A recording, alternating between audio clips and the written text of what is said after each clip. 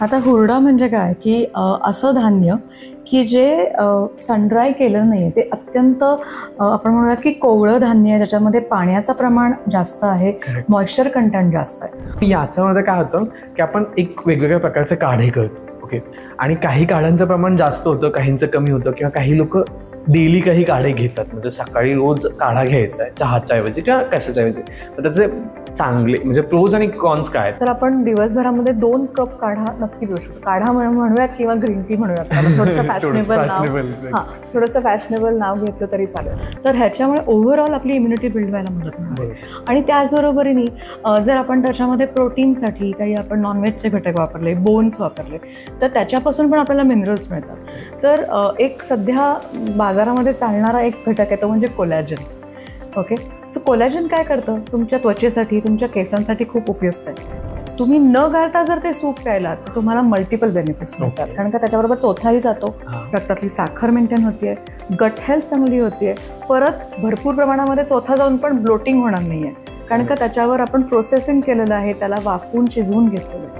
पोट बिघडण्याचं अजून एक कारण असतं ते म्हणजे तुम्ही कुठले पदार्थ खाताय, तुम्ही नॉनव्हेज मधले काही पदार्थ खाताय का, किंवा पनीर, बाजारामध्ये मिळणारं पनीर हे खरंच पनीर आहे का, इथपासून चालू होतं की आणि त्याच्यापासून त्याची क्वालिटी चांगली आहे. ज्या लोकांना अल्थरायटिस आहे किंवा ज्या लोकांना संधिवात आहे, तो हिवाळ्यात जास्त प्रमाणात उद्भवतो किंवा तुमचे बोन आणि तुमच्या थोडेसे जॉईंट्स पेन जाणवतात म्हणजे हिवाळ्यामध्ये जास्त, जे की ॲज कम्पेअर टू पावसाळ्यात आणि उन्हाळ्यात नाही जाणवत. तर अशा वेळेस पण आहारामध्ये काही गोष्टी ॲड ऑन केल्या पाहिजेत का, आणि कुठल्या असतात? म्हणजे डाएट करताना ना मी सगळ्यांना सांगते की तुम्ही सेन्स ऑर्गन्सचा वापर करा. सेन्स ऑर्गन्स काय आहेत, डोळ्यांनी बघायचंय, नाकानी वास घ्यायचाय. म्हणजे पालेभाजीवर लसणीची फोडणी पडली तर आपला मेंदू जागृत होणार आहे ना की काहीतरी छान खायला मिळतं. ते आपण करतच नाही.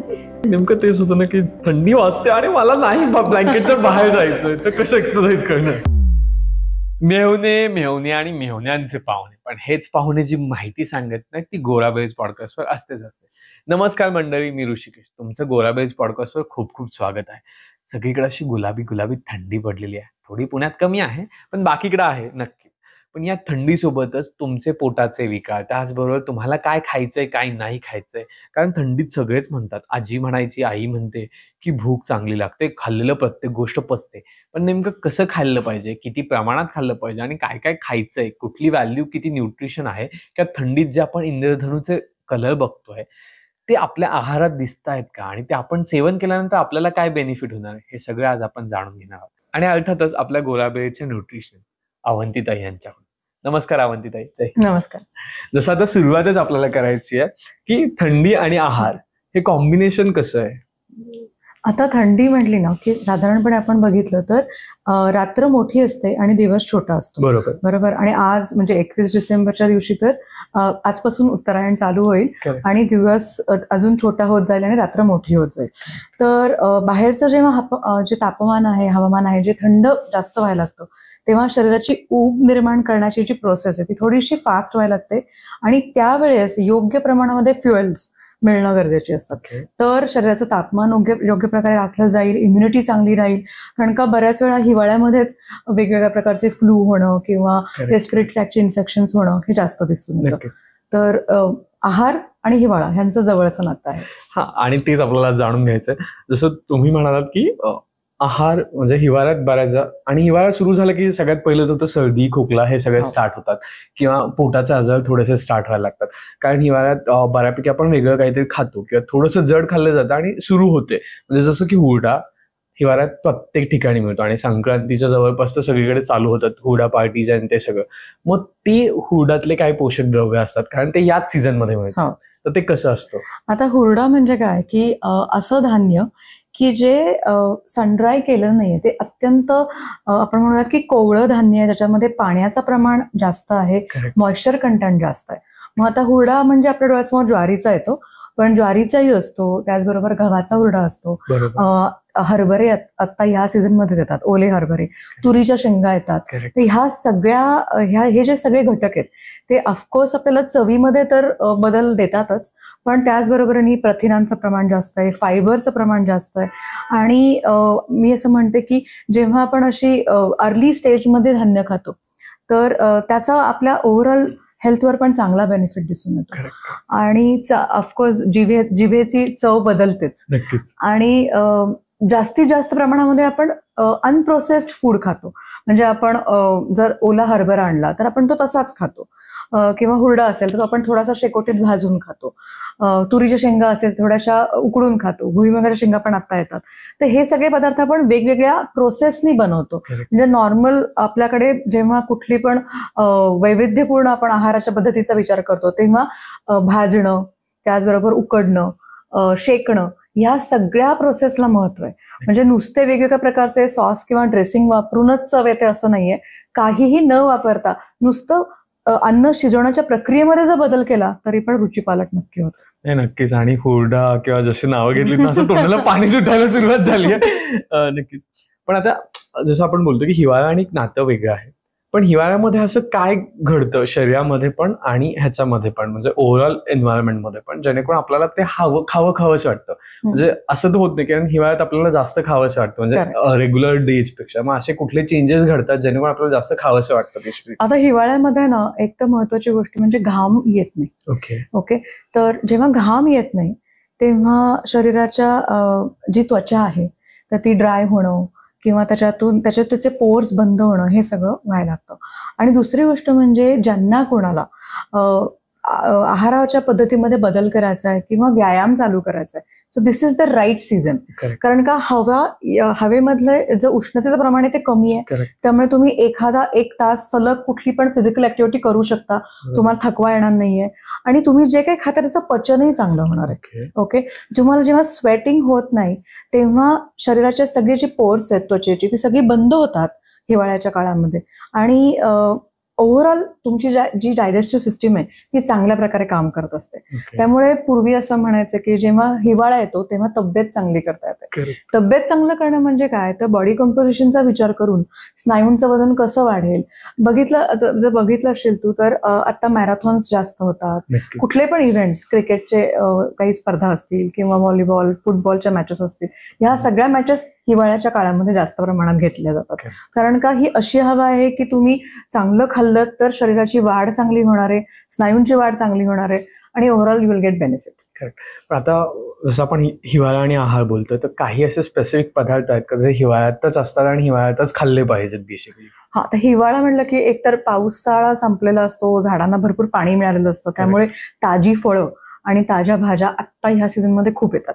जर नुसतं एक मंडईतून चक्कर मारली ना तर 5 प्रकारचे विविध पावटे, म्हणजे आपण ज्याला सुरती पापडी म्हणतो किंवा तुरीच्या शेंगा, ह्या सगळ्या पावट्यांच्या ज्या प्रकार आहेत ते मिळतात. ताजे मटार मिळतात, गाजरं मिळतात, बीट मिळतात, पालेभाज्या चांगल्या असतात.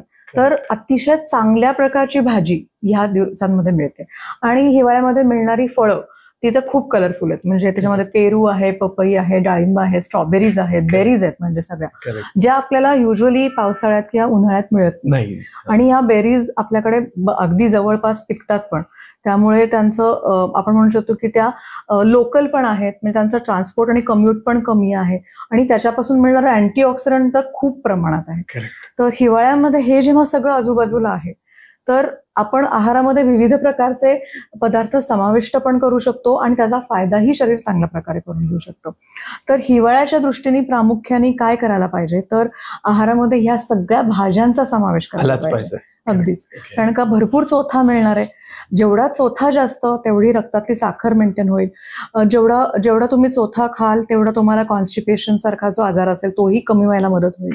त्याचबरोबर अन्न खाल्ल्याची जी समाधानाची भावना आहे ती पण मिळायला मदत होणार आहे. कारण का जेवढे वेळ आपण चावू तेवढं आपल्याला मेंदू सिग्नल पाठवणार की पोट भरतंय आणि तुम्हाला तो आनंदही मिळणार आहे. हे सगळं हिवाळ्यात होऊ शकतं. ओके. त्यामुळे हिवाळा मला माझ्या दृष्टीने, म्हणजे आहारशास्त्राच्या दृष्टीने बेस्ट मंथ आहेत हे, की जिथे हवामान थोडंसं बाहेरचं कमी आहे आणि विविधता आहे मार्केटमध्ये, की तुम्हाला वेगवेगळ्या प्रकारच्या भाज्या आणि फळं मिळतील. हे नक्कीच. आणि हिवाळ्यात पण आपण बघतो ना की कोकण साईडला गेलं तिकडे आंबोळी आणि नारळाची चटणी मिळते. विदर्भ साईडला गेलं की तुम्हाला स्पेसिफिकली ज्वारी बाजरीची भाकरी मिळते. त्याच्यानंतर महाराष्ट्रात काही रिजन्स मध्ये आपण बघतो की आपल्याला पिठलं भाकरी बऱ्याच लोकांमध्ये मिळते या दिवसांमध्ये खायला. तर हे वैविध्य पण आपल्याला जाणवतं की आहे अवेलेबल.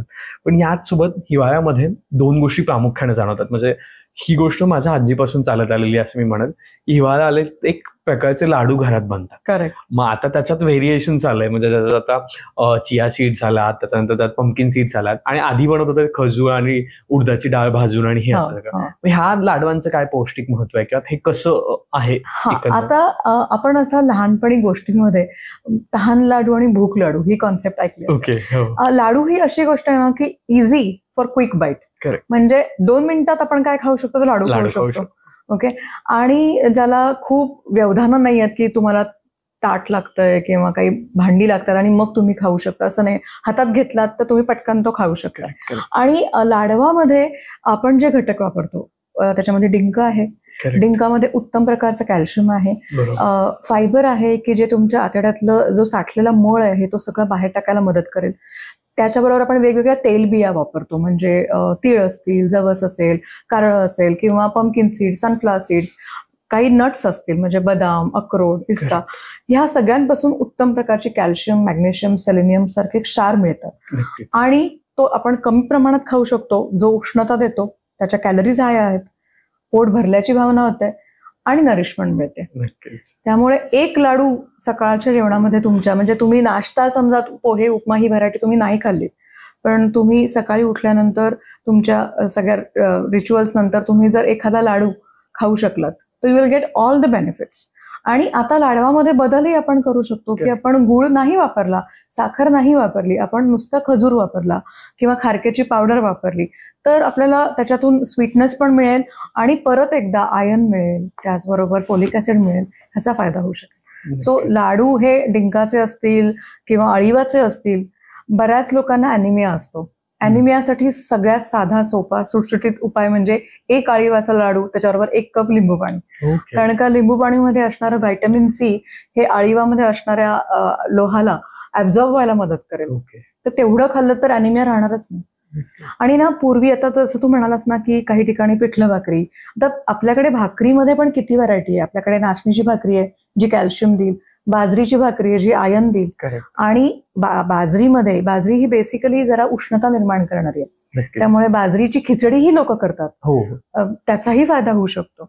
सो ही जी धान्य आहेत आणि ही जी धान्य बघितलीत आपण, ज्याच्यापासून भाकरी बनते, ती सगळी ग्लुटीन फ्री आहेत, त्याच्यामध्ये ग्लुटीन नाही, ती सगळी भरड धान्य आहेत, ती सगळी मिलेट्स आहेत, त्यामुळे भरपूर फायदा देणारे हे पदार्थ आहेत आणि ही कॉम्बिनेशन्स आहेत. आणि हिवाळ्यामध्ये अजून एक तू बघितलं असेल की लाडू जसं आपण आहारामध्ये असतो तशा खिरी पण खातात, म्हणजे अळीवाची खीर आहे किंवा दलियाची खीर आहे, हुग्गी आहे. आता सोलापूरच्या साईडला गहू जे असतात ते त्याचे फर्मेंट करून त्याला भरडून त्याची खीर बनवली जाते. भरपूर प्रमाणामध्ये फायबर आहे आणि पौष्टिक आहे शरीरासाठी. त्याचाही तुम्ही बाजरीची करू शकता खीर, त्या लापशी म्हणतो आपण त्याला. अशा वेगवेगळ्या लापशी पण आपण ब्रेकफास्टमध्ये घेऊ शकतो. म्हणजे स्टँडर्ड जे आपले ब्रेकफास्टचे मेनू आहेत ना, की पोहे, उपमा, इडली किंवा ह्याच्या व्यतिरिक्त तुम्ही हे सगळे बदल करू शकता. त्याचबरोबर डाळी उसळींचं कॉम्बिनेशन करून तुम्ही धिरडी किंवा आंबोळी, आता तू म्हणालास त्याप्रमाणे, तेही करू शकता. So you will get good protein to start your day and you will get good fuel. नक्कीच.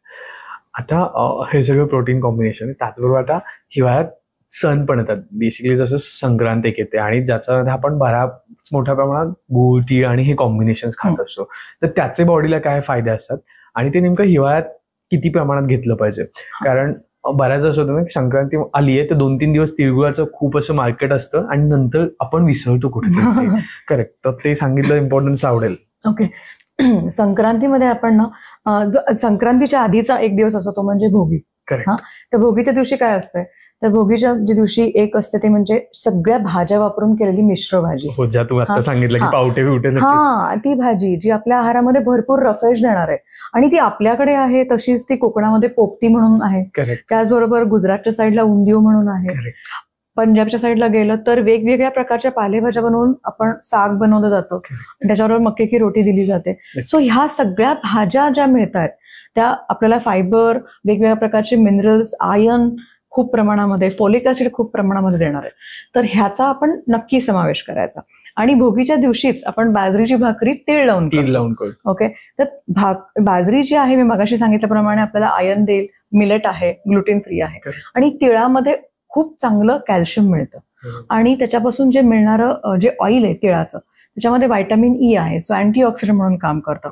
ज्यांना चांगली त्वचा पाहिजे, ज्यांना चांगले केस पाहिजेत, ज्यांना चांगले मूड पाहिजे, त्या सगळ्यांनी तिळाचा समावेश करणं गरजेचं आहे. ओके. आणि गुळ तर ऑफकोर्स आपल्याला माहिती आहे की unless and until you are not diabetic आणि खूप तुम्ही जास्त प्रमाणात गुळ नाही खाणं योग्य आहे, पण योग्य प्रमाणामध्ये तुम्ही गुळ खाल्ला तर तुम्हाला परत लोह मिळेल आणि उष्णता निर्माण व्हायला मदत होते. प्रत्येक सण जे आहेत ना आपले हे त्या हवामानानुसार आहेत. करेक्ट. ओके. आणि त्या हवेचं महत्व आपल्या सणांवर आहे. मग हवा जेव्हा थंड आहे तेव्हा उष्णता निर्माण करणारे पदार्थ खायचे, तर तीळ, बाजरी, गूळ हे सगळे पदार्थ अंगामध्ये उष्णता निर्माण करतात. कॅलेंडर जर तू बघितलंस तर त्याच्यामध्ये लिहिलेलं असतं की धुंधुरमास आरंभ. धुंधुरमास म्हणजे काय की ह्या दिवसांमध्ये रात्र मोठी असते, त्यामुळे सकाळी उठल्या उठल्या मुगा तांदूळाची खिचडी खाणं, त्याच्यावर तूप घेणं, त्याच्याबरोबर बाजरी खाणं. आणि चातुर्मास संपलेला असतो त्यामुळे ह्या दिवसामध्ये वांगी येतात ताजी, तर वांगी किंवा पावटा, हरभरे ह्याचा समावेश करणं. हा सगळा आहार सकाळी उठल्या उठल्या घ्यायचा ऍज अ ब्रेकफास्ट. हा धुंधुरमास हा आपल्याकडे वर्षानुवर्ष आपण आचरणात आणत होतो. आणि मग त्याच्यामध्ये ब्रेकफास्ट असा ब्रंच सारखा हेवी करायचा आणि मग लंच तुम्ही थोडंसं कमी करू शकता. आणि रात्रीच्या खाण्यामध्ये मग कमीत कमी प्रमाणामध्ये आपण सिरियल्स म्हणजे धान्याचा वापर केला आणि नुसत्या वेगवेगळ्या भाज्यांचे सूप किंवा ब्रॉथ बनवले. आपल्याकडे ना कढण बनवलं जायचं. कढण म्हणजे काय तर आपल्याकडचं सूप. ओके. नक्कीच. तर ते मग तुम्ही वेगवेगळ्या हुलग्याचं कढण बनवा किंवा मुगाचं बनवा, हरभऱ्यांचं बनवा, जेणेकरून तुम्हाला पौष्टिक पदार्थ तुमच्या पोटात जातील आणि मिनरल्स जातील, इम्युनिटी चांगल्या प्रकारे बिल्ड व्हायला मदत होईल आणि पचन पण चांगलं व्हायला मदत होईल. म्हणजे खूप पण नाही खायचंय, कमी खायचंय, पण पोषण मिळणारं खायचं, पौष्टिक खायचंय.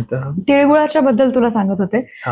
तिळगुळ हा एक असा पदार्थ आहे की आता म्हणजे आपण आताच्या काळामध्ये प्रोटीन बार विषय खूप ऐकलाय. करेक्ट. आपल्याकडचा नॅचरल प्रोटीन बार म्हणजे तिळगुळ आहे. त्या तिळगुळामध्ये आपण थोडंसं खोबरं घालतोय, त्याचबरोबर काही ठिकाणी थोडंसं डाळ्या पंढरपूर डाळ माहिती ते घालतात, किंवा नुसता तीळ आणि गुळ वापरला तर त्याच्यापासून मी असं म्हणेन की हा आपल्याकडचा नॅचरल प्रोटीन बार आहे, जो आपल्याला प्रोटीन देईल, त्याचबरोबर आयर्न देईल, कॅल्शियम देईल, फायबर देईल आणि व्हायटामिन ई तेल बी आहे कारण का, तर भरपूर फायदे आहेत. आणि हा आपला नॅचरल जो प्रोटीन बार आहे तो आपण सगळ्यांनी आहारात घ्यावा. मग तिळगुळ किती प्रमाणात खावा, कारण काही काही लोकांना अशी सवय असते की मग येता जाता तोंडात टाका. तर मी असं म्हणेन की मॉडरेशन इज द की.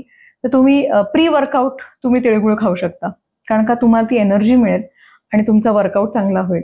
तुम्ही कुठल्याही एक्सरसाइजला, तुम्ही हायकिंगला जाताय किंवा ट्रेकिंगला जाताय, आताच्या काळामध्ये किल्ल्यांवर जाणं वगैरे खूप असतं, कारण का हवा छान आहे, तुम्हाला थकवा येत नाही, कारण का खूप घाम येत नाही. घाम आला की आपल्याला थकवायला लागतो, मग आपला एक्सरसाइज कमी होतो. हिवाळ्यामध्ये घामच कमी येत असल्यामुळे आपण खूप वेगवेगळ्या प्रकारचे एक्सरसाइज करू शकतो. सो प्री वर्कआउट म्हणून तुम्ही तिळगुळाचा वापर नक्की करू शकता. आता 2-3 गोष्टी बोलण्यामध्ये आलात आणि त्या सगळ्या मला क्लिअर करायचं नक्कीच. ते पहिलं होतं की इम्युनिटी वाढते आणि इम्युनिटीसाठी सूप, जसं तुम्ही बोललात की हुलग्याचे कढण किंवा हे, ते नक्कीच छान आहेत. पण यासोबतच हिवाळ्यामध्ये जसं आपण सगळ्यात स्टार्टिंगला बोललो की थोडं आजारपण पण वाढतं सोबत, कारण वातावरणात बदल झालेले असतात, थोडं थंडी पसरलेली असते, मुलांना सकाळी स्कूलला जायचं असतं आणि ते सगळं. तर मी याच्यामध्ये काय होतं की आपण एक वेगवेगळ्या प्रकारचे काढे करतो. ओके. आणि काही काढ्यांचं प्रमाण जास्त होतं, काहींचं कमी होतं, किंवा काही लोक डेली काही काढे घेतात, म्हणजे सकाळी रोज काढा घ्यायचा आहे चहाच्या ऐवजी किंवा कशाच्या ऐवजी. त्याचे चांगले म्हणजे प्रोज आणि कॉन्स काय आहेत किंवा बेनिफिट्स आणि साईड इफेक्ट्स. बेनिफिट्स आणि साईड इफेक्ट्स काय आहेत त्या काढ्यांचे आणि ते किती प्रमाणात घेतलं पाहिजे हे एकदा सांगितलं तर आवडेल. काढा म्हणजे काय, एखाद्या पदार्थाला पाणी घालून उकळणं, त्याचा अर्क काढणं आणि तो आपल्या आहारात घेणं. तर आपण हिवाळ्याच्या दृष्टीने जर बघायला गेलं तर आपल्याला थोडेसे रोगप्रतिबंधक आपली शक्ती वाढवतील असे काही पदार्थ आहारामध्ये घेणं गरजेचं आहे.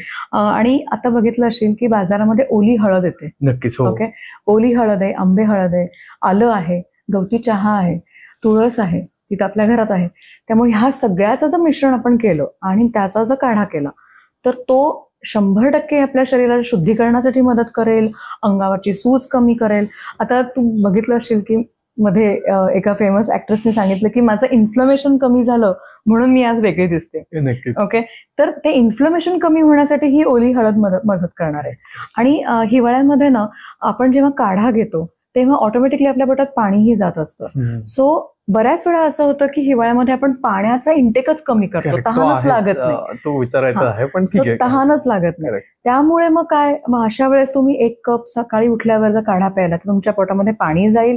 त्याचबरोबर हे सगळे बेनिफिट्स देणारे जे आपण पदार्थ वापरतोय, तर सूज कमी होईल, वॉटर टेन्शन कमी होईल, इम्युनिटी बिल्ड होईल, तर हे फायदे होणार आहेत.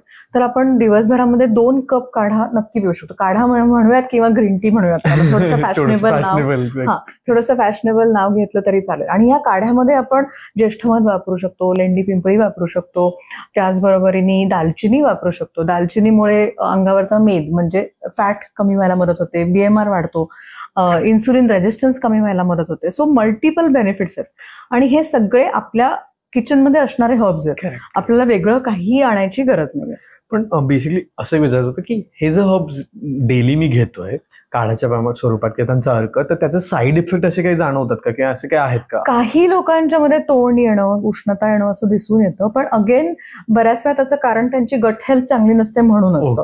सो दिवसभरामध्ये 2 कप काढा घेतला हा किंवा ग्रीन टी घेतला तरी काहीच तोटा नाहीये. अजून एक आहे थोडंसं, थंडी असेल की आपण बाहेर कुठे जातो किंवा घरात सूप प्यायचं असं, म्हणजे आजकाल आपण थंडीत जेव्हा आपण हॉटेलला जेवायला जातो सगळ्यात पहिलं तर सूपची ऑर्डर दिली जाते की थोडंसं रिफ्रेशमेंट वाटेल.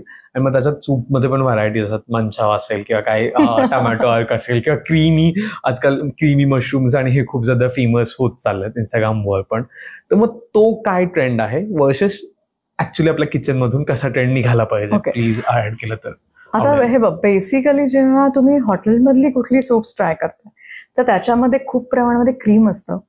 दुसरी गोष्ट, त्याच्यामध्ये खूप सारे सॉस वापरले असतात. तो आपल्या पोटामध्ये आपल्या नकळत एक्सेसिव्ह सॉल्ट जातं, एक्सेसिव्ह शुगर इंटेक होतो, ऑइल असतात, बऱ्याच वेळा त्याच्यामध्ये तळलेल्या शेवया घातलेल्या असतात किंवा नूडल्स घातलेले असतात.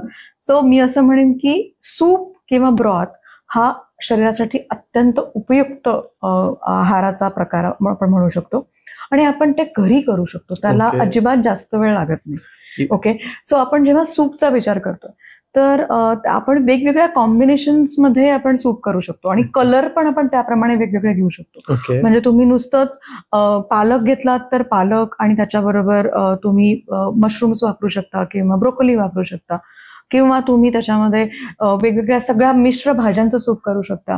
तुम्ही लाल रंगाचं पाहिजे असेल, तुम्ही त्याच्यामध्ये बीट असेल, गाजर असेल, टोमॅटो असेल ह्याचा वापर करू शकता.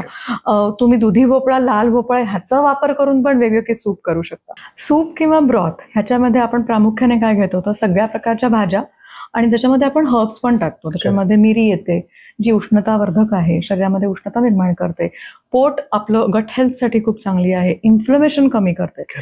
त्याच्याबरोबर आपण दालचिनी, लवंग ह्यासारखे पदार्थ वापरतो. तमालपत्र हा पण एक घटक आपण सूपमध्ये वापरत असतो.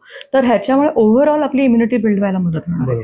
आणि त्याचबरोबरीने जर आपण त्याच्यामध्ये प्रोटीनसाठी काही आपण नॉनव्हेजचे घटक वापरले, बोन्स वापरले, तर त्याच्यापासून पण आपल्याला मिनरल्स मिळतात. तर एक सध्या बाजारामध्ये चालणारा एक घटक आहे तो म्हणजे कोलॅजन. ओके, सो कोलॅजन काय करतं, तुमच्या त्वचेसाठी, तुमच्या केसांसाठी खूप उपयुक्त आहे.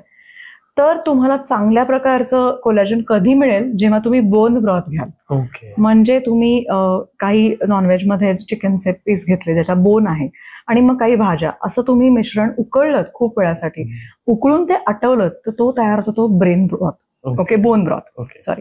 सो बोन ब्रॉथ हा कोलॅजन युक्त आहे आणि इम्युनिटीसाठी उत्तम आहे.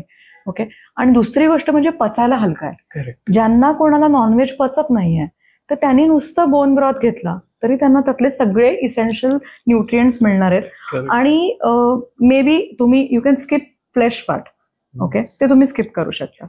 तुम्ही आहारामध्ये जर सूप घेतलं तर काही लोकांना सॅलेड्स म्हटलं ना की ती पचत नाहीत किंवा ब्लोटिंग होतं. आणि थंडी संध्याकाळी 7-8 वाजता जेव्हा बाहेर थंड झालेलं आहे त्यावेळेस गार सॅलेड खायला छान नाही वाटत. मग त्याच्याऐवजी तुम्ही सगळ्या भाज्या कुकरमध्ये शिजवून घ्या किंवा नॉर्मल गॅसवर शिजवून घ्या पाणी घालून, आणि मिक्सर म्हणजे हँड मिक्सी वापरायचा, पण गाळायचं नाही. तुम्ही न गाळता जर ते सूप प्यायला तर तुम्हाला मल्टिपल बेनिफिट्स मिळतात. कारण का त्याच्याबरोबर चोथाही जातो, रक्तातली साखर मेंटेन होतीये, गट हेल्थ चांगली होतीये, परत भरपूर प्रमाणामध्ये चोथा जाऊन पण ब्लोटिंग होणार नाहीये.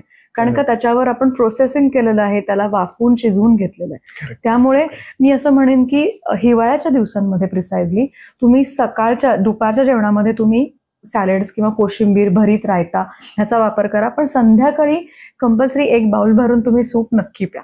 नक्कीच. आणि आय गेस जसं तुम्ही म्हणालात तसं, पण नॉनव्हेज खाणाऱ्या लोकांसाठी ना बेसिकली असतं की तो मसाल्याचा टेस्ट आला पाहिजे, त्याच्यावर ते लोक सूप थोडंसं प्रेफर नाही करत. पण पौष्टिक जर बघायला गेलं तर आपल्याला कोलॅजन चांगल्या प्रकारचं याच्यातूनच मिळणार आहे. आणि मला असं वाटतं की म्हणजे आपण जेव्हा विचार करतो ना की काय निवडायचंय आपल्याला म्हणजे रोगप्रतिबंधक शक्ती चांगली वाढण्यासाठी किंवा कोलॅजनसाठी किंवा ओव्हरऑल स्किन आणि केसांसाठी, तर सूप हा एक असा घटक आहे की जो पचायला सोपा आहे आणि न्यूट्रिशियस आहे. म्हणजे जास्तीत जास्त प्रमाणामध्ये न्यूट्रिएंट्स तुम्हाला कशातून मिळतील तर सूप पासून मिळतील. आणि ते आय गेस जसं तुम्ही बोललात तसं ते डिझॉल्व्ह व्हायला इझी आहे, त्याला खूप पचायला बॉडीला प्रोसेस नाही करावं लागत. आता जसं तुम्ही ब्राऊन ब्रॉथ बोललात, पण मी प्युअर व्हेजिटेरियन आहे किंवा मे बी बरेच व्ह्युअर्स प्युअर व्हेजिटेरियन, त्यांनी काय घ्यावं किंवा व्हेजिटेरियन वाल्यांसाठी काय असेल प्लीज?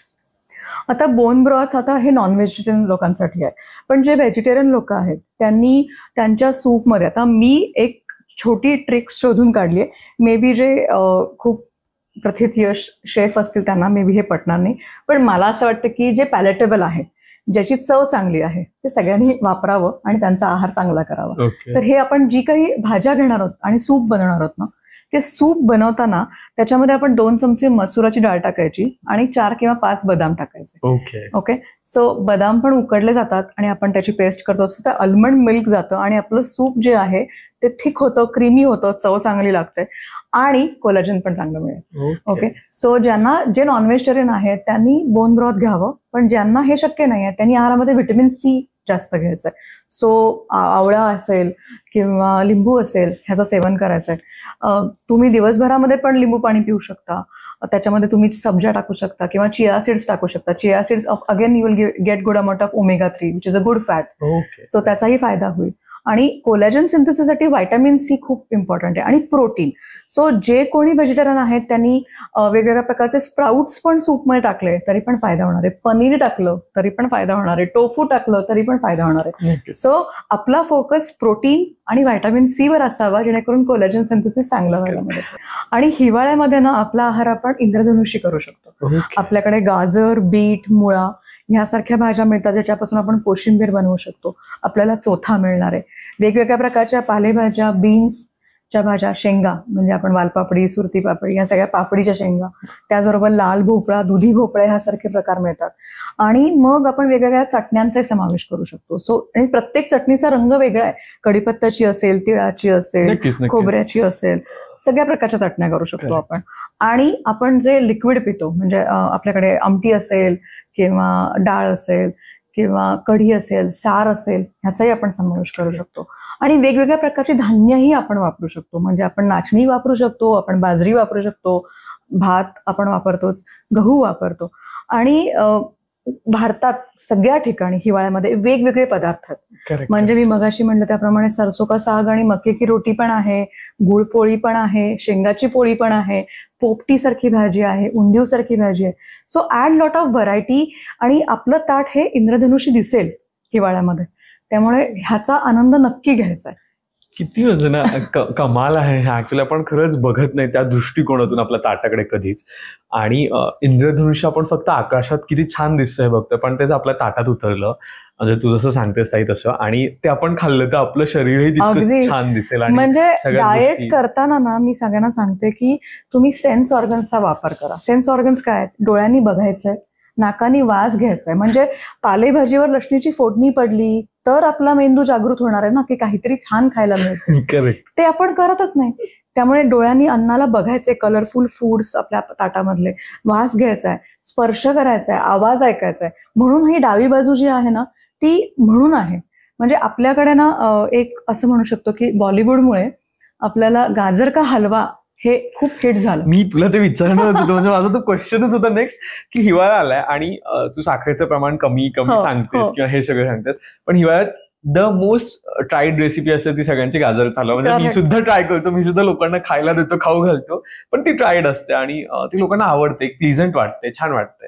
पण त्याच्याबद्दल खरंच काय ओपिनियन होतं? सो मी म्हणलं ना, डोळ्यांनी छान दिसणं, स्पर्श, वास चांगला येणं, कानांनी आवाज ऐकणं, पंचेंद्रियांचा वापर करून जेवण करायचं. आणि गाजराचा हलवा का एवढा हिट झाला आणि आपले पूर्वज खूप हुशार होते.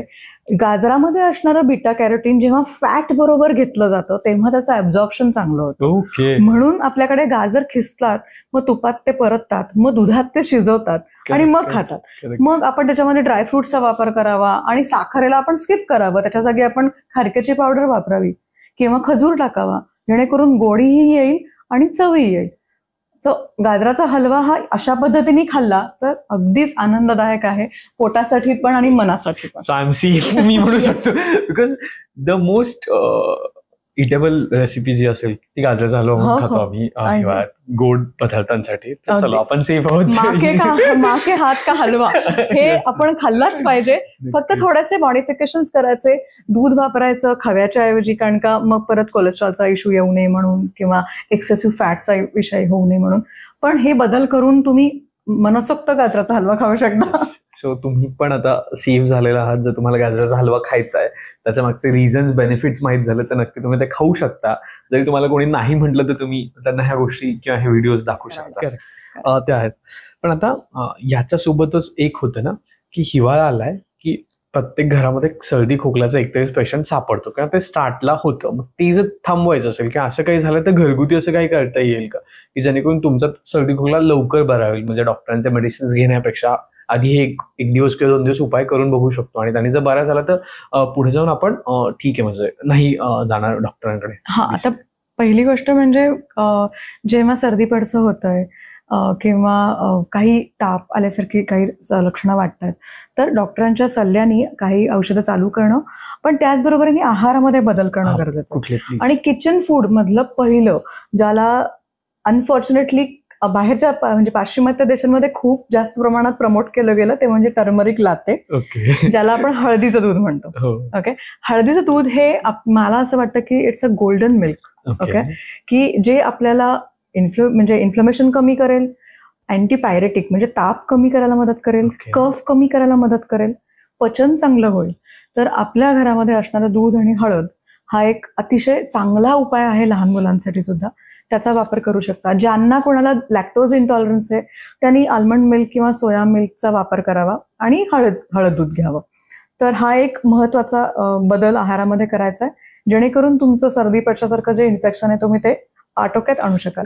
दुसरी गोष्ट म्हणजे डिहायड्रेशन नाही होऊ द्यायचं. ऍक्च्युअली मला तेच विचारायचंच होतं की थंडीमध्ये पुरेसं हायड्रेशन कसं राखलं पाहिजे. मे बी वर्किंग असताना आपल्याला एसीची हवा, त्याच्यानंतर बाहेरची थंडी याच्याने जाणवत नाही, तहान लागली आहे. त्याच्यानंतर खूप असं कोरड्या ठिकाणी गेलात, लाईक विदर्भासारख्या थोड्याशा कोरड्या ठिकाणी गेलात तर तिकडेही पाणी प्यावंसं वाटत नाही, पण आपल्या बॉडीतलं पाणी कमी होतं. करेक्ट, म्हणजे तुमच्या स्किनवर दिसतंय कुठेतरी जाणवतं. मग ते कसं मेंटेन करावं? युजली बघितलं असेल तू की त्वचा रुक्ष होणं किंवा भेगा पडणं हे दिसायला लागतं. हेअरफॉल जास्त होतो ह्या काळामध्ये. त्यामुळे हायड्रेशन मेंटेन करणं ही एक महत्वाची पहिली स्टेप राहील.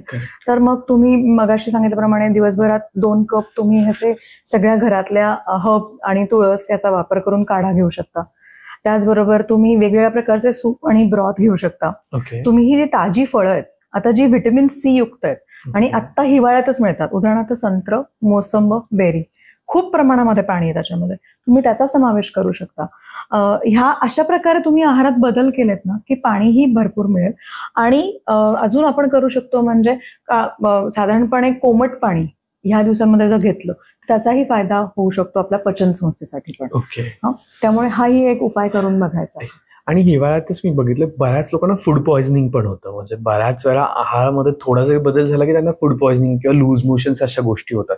मग त्या का होतात हिवाळ्याच्या दृष्टिकोनातून, आणि त्या झाल्यानंतर की आहारात काय चेंजेस केले पाहिजे? आता हिवाळ्यामध्ये टेंटेटिव्ह एक लोकांची पसंती असते ते म्हणजे तळलेलं खायला. ते खूप चमचमीत आणि त्याच्यामध्ये खूप मसाले घातलेलं आणि तळलेले पदार्थ त्यांना खायचे असतात. आणि त्याचा परिणाम आपल्या पचन संस्थेवर होतो. त्यामुळे शक्यतो असे तळलेले पदार्थ आपण टाळणार आहोत. आणि मी म्हटल्याप्रमाणे आहारामध्ये छोटे छोटे बदल करायचे की जेणेकरून तुमचे बाहेरचे पदार्थ आपण कमी खाऊन घरामध्येच टेस्टमध्ये व्हरायटी कशी आणू शकू हे बघायचं. तर कुकिंग प्रोसेसेसमध्ये बदल करायचा. म्हणजे नुसतंच अन्न ते म्हणजे वाफेवर शिजवण्यापेक्षा कधी भाजायचं, कधी उकडायचं, कधी नुसतं सॉते करून घ्यायचं, जेणेकरून चवीमध्ये बदल होईल. आणि पोट बिघडण्याचं अजून एक कारण असतं, ते म्हणजे तुम्ही कुठले पदार्थ खाताय. तुम्ही नॉनव्हेज मधले काही पदार्थ खाताय का, किंवा पनीर, बाजारामध्ये मिळणारं पनीर हे खरंच पनीर आहे का, इथपासून चालू होतं की, आणि त्याच्यापासून त्याची क्वालिटी चांगली आहे की नाही. तर शक्यतो हे पदार्थ बाहेरचे टाळायचे, जेणेकरून तुमचे स्टमक इन्फेक्शन होणार नाही. आणि अजून एक पदार्थ जो उन्हाळ्यामध्ये आपण खूप चांगल्या प्रकारे ताक म्हणून जो घेत असतो, तो हिवाळ्यामध्ये कढीच्या रूपात घ्यायचा. सो कढी ही करताना त्याच्यामध्ये आपण थोडीशी सुंठ लावतो, पचन चांगलं होतं, परत एकदा रोगप्रतिबंधक शक्ती वाढतीये, अपर रेस्पिरेटरी ट्रॅक्टचे इन्फेक्शन्स कमी होतात. तर मग मी असं म्हणेन की आठवड्यातून 2 किंवा 3 वेळेस तुम्ही मुगा तांदूळाची खिचडी, त्याच्यामध्ये भरपूर भाज्या घालून केलीत आणि कढी घेतलीत, तर हे कम्प्लीट मील होऊ शकतं. नॅचरल प्रोबायोटिक जायला मदत होईल, गट हेल्थ चांगली राहील. पोट बिघडण्याचं सगळ्यात बेसिक कारण असं तुमची गट हेल्थ चांगली नाही. नक्कीच नक्कीच. आणि आपण त्याकडे लक्ष न देता आपण फूडला ब्लेम करतो किंवा मग 2 दिवस उपाशी राहतो. आणि बऱ्याच असंही बघायला मिळतं, आपली गट हेल्थ किंवा आपल्याला लूज मोशन्स काही झालं तर आपण 2 दिवस काहीच खात नाही, आणि 3ऱ्या दिवसापासून वी स्टार्ट अगेन सेम आहे तेच, पण हे चेंजेस करत नाही आपण. नक्कीच. आणि तू अजून एक मगाशी प्रश्न म्हटला होतास की हिवाळ्याच्या दिवसामध्ये होणारे हे संसर्गजन्य जे रोग आहेत ते कमी व्हावे म्हणून काय करावं. तर आवळा, हिवाळ्याच्या दिवसातच आवळा मिळतो, आणि आवळ्यामध्ये एक अतिशय चांगलं व्हिटॅमिन सी आहे, ज्याच्यामुळे रोगप्रतिबंधक शक्ती चांगल्या प्रकारे आपण राखू शकतो. तर आवळा आपण नॉर्मल आवळ्याच्या स्वरूपात खाऊ शकतो, आवळा खिसवून त्याच्याबरोबर आपण त्याचं पाणी पिऊ शकतो. त्याचबरोबर च्यवनप्राश पण आपण नक्कीच खाऊ शकतो. म्हणजे दिवसाची सुरुवात करताना तुम्ही 1 चमचा च्यवनप्राश घेतलं, किंवा मुरांबा असतो आवळ्याचा केलेला, तो घेतलात, त्याच्याबरोबर तुम्ही 1 कप नॉर्मल तुमचं हळद दूध घेतलं किंवा काढा घेतलात, तरी पण तुमची रोगप्रतिबंधक शक्ती चांगल्या प्रकारे राहणार आहे. आवळ्याची चटणी आजकाल, आवळ्याची चटणी आहे, आवळ्याची चटणी, आम्ही ऑफिसमध्ये बऱ्याचदा त्या चटणीवर डिस्कशन करतो, मला आठवलं की आवळ्याची चटणी आहे. पण आता हे सगळं बोलत असताना आपण हे पण जाणवतं, ज्या लोकांना आर्थरायटिस आहे किंवा ज्या लोकांना संधिवात आहे, तो हिवाळ्यात जास्त प्रमाणात उद्भवतो, किंवा तुमचे बोन आणि तुमच्या थोडेसे जॉईंट्स पेन जाणवतात म्हणजे हिवाळ्यामध्ये जास्त, जे की ॲज कम्पेअर टू पावसाळ्यात आणि उन्हाळ्यात नाही जाणवत. तर अशा वेळेस पण आहारामध्ये काही गोष्टी ऍड ऑन केल्या पाहिजेत का, आणि कुठल्या असतील? आणि मी म्हणजे ऍज अ न्यूट्रिशनिस्ट पण आणि ऍज अ विक्टिम पण त्या विषयावर बोलणार आहे, कारण मला स्वतःला रुमॅटॉइड आर्थरायटिस आहे आणि फ्लेअर येतो ह्या दिवसांमध्ये, कारण एक तर मुवमेंट आपली कमी होत आहे. बरोबर. ओके, थंडी असते, तर बऱ्याच वेळा असं असतं की थंडी आहे तर लोळत पडूयात गोधडी घेऊन. असं न करता व्हिटॅमिन डी चांगल्या प्रकारे मिळवण्यासाठी सकाळच्या कोवळ्या उन्हात बाहेर जायचं. ऍड लॉट ऑफ मुवमेंट, कारण जेव्हा आपल्याला पेन होतंय किंवा खूप प्रमाणामध्ये आपले स्नायू आखडल्यासारखे वाटतात, सांधे आखडल्यासारखे वाटतात, त्यावेळेस आपण मुवमेंटला टाळतो. तर ऍड व्हरायटी ऑफ मुवमेंट्स. शक्यतो तुमचे जे जॉईंट्स आहेत ते कव्हर करा, म्हणजे तुम्हाला त्रास होणार नाही. हा माझा अगदी फर्स्ट हँड एक्सपिरियन्स आहे. आणि गट हेल्थ चांगली ठेवा, कारण का गट हेल्थ ही तुमच्या इन्फ्लमेशनशी रिलेटेड असते. त्यामुळे जर तुमची आतड्यांचं आरोग्य जर बिघडलं तर तुमचे परत सांधे त्रास तुम्हाला देणार आहेत किंवा पेन जास्त होणार आहे. तर मी सांगितल्याप्रमाणे ह्या 2 गोष्टी कटाक्षाने करायच्या, की व्हिटॅमिन डी मिळण्यासाठी बाहेर जायचं आणि थोडा वेळ उन्हात थांबायचं. त्याचबरोबर काही तेल असतात की जे तुम्ही वापरू शकता तुमच्या अंगाला मसाज करण्यासाठी. ओके, आपल्याकडे ना म्हणजे अभ्यंग स्नान आपण कधीपासून चालू करतो? दिवाळीमध्ये. करेक्ट. सर दिवाळीमध्ये आपण ते काय करतो, कारण का हवेमध्ये बदल होतो, आणि पूर्वी तरी दिवाळीमध्ये थंडी असायची, आता दिवाळीत पाऊस पडतो कधी कधी, पण तरी दिवाळीमध्ये थंडी चालू होते. तर आपल्या त्वचेसाठी जर तुम्ही तिळाचं तेल किंवा बदामाचं तेल किंवा खोबरेल तेल ह्याचा वापर केला तर त्वचा पण चांगली राहणार आहे. आणि मला असं वाटतं की तुमच्या स्नायूंच्यासाठी आणि सांध्यांच्यासाठी पण त्याचा फायदा होऊ शकतो. तर ज्यांना कोणाला संधिवाताचा त्रास होतोय किंवा ज्यांना कोणाला आता सध्या पेन आहे, तर add lot of stretching, add lot of movement, gut health चांगली ठेवा, योग्य खा आणि योग्य त्या वेळेत झोपा. प्लीज एवढ्याच फक्त गोष्टी करा, you will have better life. नक्कीच, हे खूप महत्वाचं आहे आणि आपण नेमकं त्याच गोष्टींकडे लक्ष देत नाही, जसं की खायचं झालंय, त्याच्यानंतर झोप झाली आहे आणि then we complain about our body, which is not good. Basically मला नक्कीच आवडेल असं म्हणायला. पण आता पुन्हा एकदा ज्यावेळेस तुम्ही आता पुन्हा एकदा तेलाचा विषय निघाला. हो. तर आपण हिवाळ्यात म्हणजे मला आठवतं की माझी आजी मला सांगायची की रोज सकाळी संध्याकाळी तूप खात जा किंवा थोडंसं आपण पिठलं भाकरीवर पण वरून तूप घेतलं जातं किंवा तेल घेतलं जातं बेसिकली, आणि तेलाचं प्रमाण थोडंसं वाढवलं जातं हिवाळ्यामध्ये. तर ते का आणि त्याच्या मागचे काय रिझन्स आहेत? हा, तर फॅट काय करतं तर तुम्हाला ते उष्मांक देतं. म्हणजे जर आपण 1 ग्रॅम फॅट घेतलं तर आपल्याला 9 कॅलरीज मिळतात आणि आपण 1 ग्रॅम प्रोटीन किंवा कार्बोहायड्रेट घेतलं तर आपल्याला 4च कॅलरीज मिळतात. हा डिफरन्स आहे. त्यामुळे जेव्हा आपण उष्मांकांचा विचार करतो म्हणजे कॅलरीजचा विचार करतो तेव्हा हे जे फॅट देणारे पदार्थ आहेत त्याचं आपण सेवन केलं तर आपल्याला उष्मांक जास्त मिळतील आणि ते उष्मांक मिळाले की आपल्याला हीट शरीरामध्ये तयार व्हायला पण मदत होणार आहे. पण मग तेल खायचंय का, तर मी असं म्हणेन की तेल नाही खायचं. त्याच्याऐवजी आपण चटणीचे प्रकार वाढवायचे. सो तिळाची चटणी, कारळ्याची चटणी, जवसाची चटणी, नारळाची चटणी, शेंगदाण्याची चटणी ह्याचा समावेश करायचा, जेणेकरून इसेन्शियल फॅट आपल्या शरीरामध्ये जायला मदत होईल. त्याचबरोबरीने आपण नट्स आणि सीड्सचा पण वापर करायचा, जेणेकरून वरून आपण तेल न घेता आपण नॉर्मली ह्या नट्स आणि सीडच्या रूपात तेल आपल्या पोटात जाईल. आणि तेलाच्या बाबतीमध्ये आपण सॅच्युरेटेड फॅट आपण घेणार नाही आहोत. जे फॅट शरीरामध्ये जाऊन थिजेल किंवा ते आपल्याला नकोय. आपल्याला अनसॅच्युरेटेड फॅट पाहिजे, ते पण आपल्याला ओमेगा-3 पाहिजे. ओमेगा-6 पण आपल्याला कमी पाहिजे कारण का इन्फ्लमेशन वाढेल. सो ओमेगा-3 मध्ये आपल्याला कशापासून मिळेल तर हे सगळे म्हणजे nuts, seeds will give us good amount of vitamin E आणि ओमेगा-3. तर ह्याचा वापर करायचा. आणि तुझा प्रश्न काय होता की चटणी, तूप किती खायचं, तर मी असं म्हणेन की दिवसभरामध्ये तुम्ही 2 चमचे तूप नक्कीच खाऊ शकता. तुम्ही जेव्हा कुठल्याही कार्बोहायड्रेटच्या बरोबर जेव्हा तुम्ही तूप घेता तेव्हा तुमचा ग्लायसेमिक जो लोड आहे तो कमी व्हायला मदत होते, शुगर शूट होत नाही. त्यामुळे तुमची पोळी असेल किंवा भाकरी असेल किंवा भात असेल त्याच्यावर अर्धा चमचा तूप घेतलं तर you will maintain your sugar for long. आता सगळ्यात महत्वाचं आहे, सगळ्यांना तर आपण मगापासून बोलतोय पण सगळ्यांना असतं की हिवाळ्यात माझी स्क्रीन रॅश येते आणि आजकाल ऍडव्हर्टाईज पण येतात ना, आपलं असं पूर्ण खिश करून दाखवतात वाईट आहे, मग आमचं पेट्रोलियम जेली लावा आणि मग ते वाईट घालवा अशी ऍडव्हर्टाईज येते. पण instead of that petroleum jelly असे काय आहार घ्यावेत मे बी डेली बेसिसवर, वीकली बेसिसवर, आणि तुमची स्किन चांगली टवटवीत दिसेल किंवा थोडीशी छान दिसेल, तजेलदार दिसेल, कारण ती सगळ्यांना हवी असते आणि हिवाळ्यात नेमकं ती नसते म्हणून आपण खूप लोशन्स आणि खूप गोष्टी लावत असतो. तर प्लीज आवडेल त्याच्यासाठी एक हायड्रेशन, मेक शुअर की तुम्ही तुमच्या आहारामध्ये व्यवस्थित पाणी पिताय. पाणी हे पाण्याच्याच रूपात पिताय. त्याचबरोबरीने आपण काढा, कढी, सार किंवा कढण, सूप, ब्रॉथ वेगवेगळ्या प्रकारचे ह्याचाही वापर आपल्या आहारात करायचा. जी वॉटरी फ्रुट्स आहेत म्हणजे मोसंबी असतील, संत्री असतील, बेरीज असतील, पेरू असेल, ह्यासारखी फळं खायची की जी आपल्याला पाण्याचाही कंटेंट वाढवतील आणि व्हिटॅमिन सीचाही कंटेंट वाढवतील.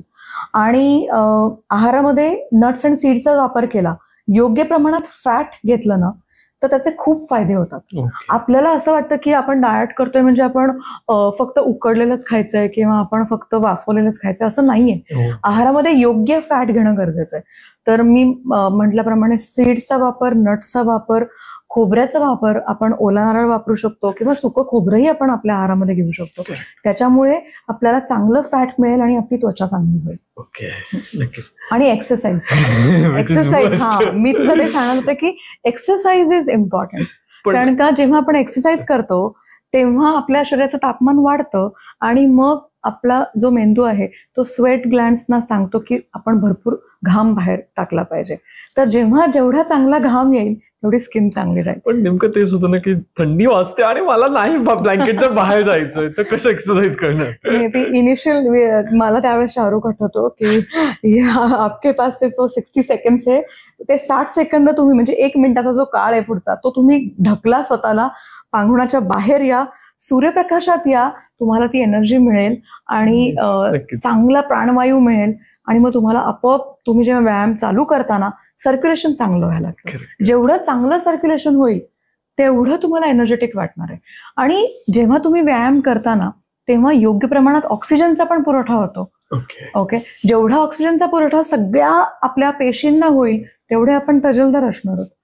म्हणून तर लहान मुलं तजेलदार जास्त दिसतात कारण का त्यांची फिजिकल ऍक्टिव्हिटी लेवल जास्त असते. आणि जसं माणसाचं वय वाढायला लागतं तसं तो लेझी होतो म्हणा किंवा स्लगिश होतो म्हणा, आणि मग वृद्धत्व दिसायला लागतं. वृद्धत्व दिसायचं कारण काय आहे?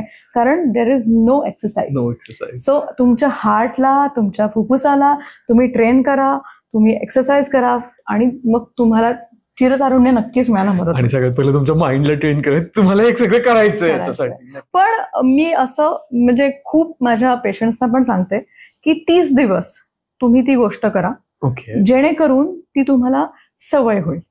आणि 30 दिवसानंतर पुढचे 60 दिवस तुम्ही ती सवय कंटिन्यू करा, म्हणजे जीवनशैली होईल. सो 90 दिवसांमध्ये तुम्ही तुमचं आयुष्य परत वेगळ्या प्रकारे गुंफू शकता. आणि ना एक साधारणपणे आपण जर बघायला गेलं तर आपल्याला कुठल्याही प्रकारचा ताण असेल, मग तो ताण कामाचा असेल, डेडलाईनचा असेल, बाई नाही आलेली असेल किंवा घरामध्ये काहीतरी कुरबुर असेल, या सगळ्यामुळे जो ताण निर्माण होतो त्याच्यापासून एक गोष्ट होते शरीरामध्ये, ती म्हणजे कॉर्टिसॉल नावाचा हॉर्मोन येतो. आणि तो कॉर्टिसॉल हॉर्मोन तुम्हाला खूप प्रमाणामध्ये वेट गेन करतोय, तुमच्या शरीरावर खूप सूज यायला लागते, पफिनेस यायला लागतं, वॉटर टेन्शन व्हायला लागतं. तर त्यासाठी हे 4 हॉर्मोन जे आहेत ते मी सांगते आता, ते महत्वाचे आहेत. ते आपण वाढवले तर हा कॉर्टिसॉल शांत बसेल. त्यातलं पहिलं म्हणजे डोपामाइन. डोपामाइन कधी होईल की जेव्हा तुम्ही एखादी गोष्ट एखाद्या वेळेत कम्प्लीट करता, सो तुम्हाला तो हॅपीनेस मिळायला लागतो. तुम्ही सकाळी, मी असं म्हणतच नाही की आपण अनरिअलिस्टिक गोल सेट करायचंय, आपण रिअलिस्टिक गोल सेट करायचंय. मी समजा 7 वाजता उठतेय तर मी फक्त अर्धा तास आधी लवकर उठणार आहे, हा छोटा गोल सेट करायचा. सो हा जेव्हा गोल सेट होईल आणि आपण जेव्हा ते इम्प्लिमेंट करू तेव्हा डोपामाइन येईल. जेव्हा आपण एक्सरसाइज करू तेव्हा एंडॉर्फिन येईल. That will give you happiness. That is a happiness hormone. Third thing is good sleep at right time will give you lot of serotonin. That is again happy hormone. आणि oxytocin, जेव्हा तुम्ही, मी मगाशी म्हटल्याप्रमाणे, जेव्हा तुम्ही सूर्यप्रकाशात जाता, जेव्हा तुम्ही नेचरमध्ये जाता, तुमचं ग्राउंडिंग होतं, तुम्ही रिफ्रेश होता, ब्रेन रिजनोवेट व्हायला मदत होते. त्याचबरोबर तुम्ही तुमच्या आवडत्या लोकांच्या बरोबर असाल, तुमच्या पेट बरोबर असाल, तुमच्या झाडांबरोबर असाल, तर ऑक्सिटोसिन पण सिक्रेट होतं. सो हे 4 हॉर्मोन्स आपण जर लक्ष देऊन वाढवले ना, तर हा कॉर्टिसॉल एकदम शांत बसणार आहे. त्याच्याकडे आपल्याला लक्ष द्यायची पण गरज नाही. थँक्यू. आणि बेसिकली त्याच्यासाठी आम्ही तुम्हाला बोलवलं असतं नेहमी की आम्हाला अशा छोट्या छोट्या गोष्टी मिळतात आणि छोटे छोटे चेंजेस मिळतात जे ऍक्च्युली खूप निडेड आहेत लाईफस्टाईलसाठी. कारण प्रत्येक वेळेसच हिवाळा येणार आहे आणि प्रत्येक वेळेस हिवाळ्यात चेंजेस होत आहेत, पण ते तुमच्या बॉडीला किती सूट करतात आणि ते तुम्ही कसे अडॅप्ट करतात ते खूप महत्वाचं असतं. या नोटवर आपण आय गेस थांबवत इथे, कारण ताईकडे ॲज युज्युअल कंटेंट खूप प्रमाणात असतो आणि वेगवेगळ्या गोष्टी आपल्याला नेहमीच शिकायला मिळतात. तर पुन्हा एकदा अशाच वेगवेगळ्या गप्पांसोबत ताईला भेटणार आहोत आपण. पण तोपर्यंत तुम्हाला हा एपिसोड कसा वाटला ते कमेंटमध्ये लिहायला विसरू नका. तुमच्या हिवाळ्याच्या काही खास या गुलाबी थंडीच्या आठवणी असतील तर त्याही कमेंटमध्ये सांगू नका. गुलाबी थंडीच्या त्या आठवणींनी ह्या आठवणी दोन्ही लिहायला विसरू नका. हे स्पेसिफिक मेन्शन आहे सो दॅट आम्हाला वेगळ्या गोष्टी कळतील, आम्हाला वेगळ्या गोष्टींना कमेंट करता येईल. त्याचबरोबर तुम्हाला थंडीमध्ये किंवा हिवाळ्यामध्ये असे वेगळे काही इश्यूज होत आहेत किंवा तुमच्याकडे वेगळ्या काही खाद्यसंस्कृती फॉलो केल्या जातात, त्याही आम्हाला कळवायला विसरू नका, जेणेकरून त्या आम्ही आमच्या पॉडकास्टमध्ये किंवा आमच्या स्टोरीजमध्ये इंस्टाग्राममध्ये ऍड करूयात. त्याचबरोबर तुमच्याही गुलाबी थंडीच्या काही गोष्टी सांगा, यावाल्या पण आणि यावाल्या पण, म्हणजे तुम्हाला ते कळलंच असेल कुठल्या कुठल्या मी बोलतोय ते. त्याचबरोबर तुमच्याही कडे हिवाळ्यामध्ये कुठले आहार घेतले जातात, कुठल्या कुठल्या गोष्टी खाल्ल्या जातात, कुठल्या रेसिपीज आहेत त्याही सांगायला विसरू नका. सो दॅट त्या आमच्यासाठी जर नवीन रेसिपीज असतील तर त्या नक्कीच आम्ही आमच्या स्टोरीला इंस्टाग्रामला पोस्ट करायचा प्रयत्न करूया. सो मी सगळ्या व्ह्युअर्सना अशी विनंती करते की गोळाबेरीज या चॅनलला तुम्ही सबस्क्राईब करा. त्याचबरोबर कमेंटमध्ये आणि डिस्क्रिप्शनमध्ये ताईचे आणि गोळाबेरीचे इंस्टाग्राम हँडल्स दिलेले आहेत, ते नक्की फॉलो करा, कारण तिथे आम्ही डेली ऍक्टिव्हिटीज मधल्या वेगळ्या फन लव्हिंग गोष्टी, काही BTS आणि बऱ्याचशा अशा गोष्टी शेअर करत असतो. सो तिथून तुम्हाला आमचे डेली अपडेट्स मिळत राहतील, जेणेकरून वेगवेगळ्या विषयांवरची माहिती तुम्हाला मिळायला मदत होईल. आणि जेवढं आपण नॉलेज आपल्याला मिळतंय तेवढं आपण घेणं गरजेचं आहे, जेणेकरून आपण अवेअरनेस क्रिएट करू शकतो. तोपर्यंत धन्यवाद.